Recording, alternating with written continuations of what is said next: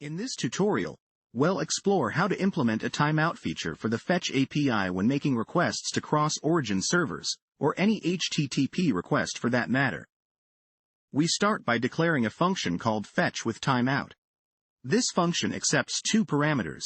The first is resource, which is the URL you want to fetch from, and the second is an options object to include any custom settings, which defaults to an empty object if not provided. Inside the function, we destructure the options object to extract the timeout property. If timeout is not defined in the options passed by the user, it defaults to 5,000 milliseconds, which means the fetch request will be allowed to take up to 5 seconds before it's considered too long and subsequently aborted. Next, we create an instance of the abort controller class. The abort controller provides the ability to abort one or more web requests as and when desired. We then set a timeout using the setTimeout function.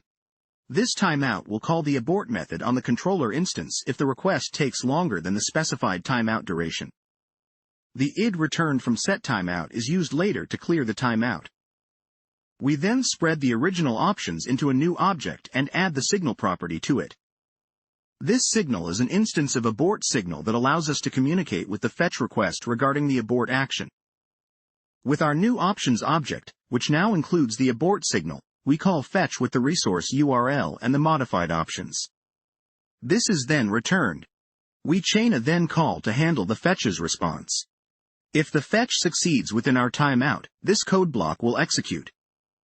Inside this then block, the first thing we do is clear the timeout we set earlier. This is to prevent the abort controller from aborting a successfully completed request. We return the response from the fetch to allow further chaining or handling by the calling code. We close off the then block here. We also include a catch block to handle any potential errors. This includes network errors, or errors thrown if the fetch was aborted due to the timeout. Similar to the then block, we clear the timeout here as well because if there's an error, there's no need to keep the timer running. We then rethrow the error to ensure that it can be handled or logged by the calling code, which might include error handling logic specific to the application's needs. Finally, the function is closed off here. The fetch with timeout function now provides a simple yet powerful way of handling fetch requests with a timeout period, ensuring our application remains responsive and doesn't hang on slow network responses. And with that, our function definition is complete. You can now use fetch with timeout in your projects and set custom timeouts as needed for various fetch requests. This ensures that your app can recover and respond appropriately if certain requests take too long or fail to respond at all. Thank you for watching, and happy coding!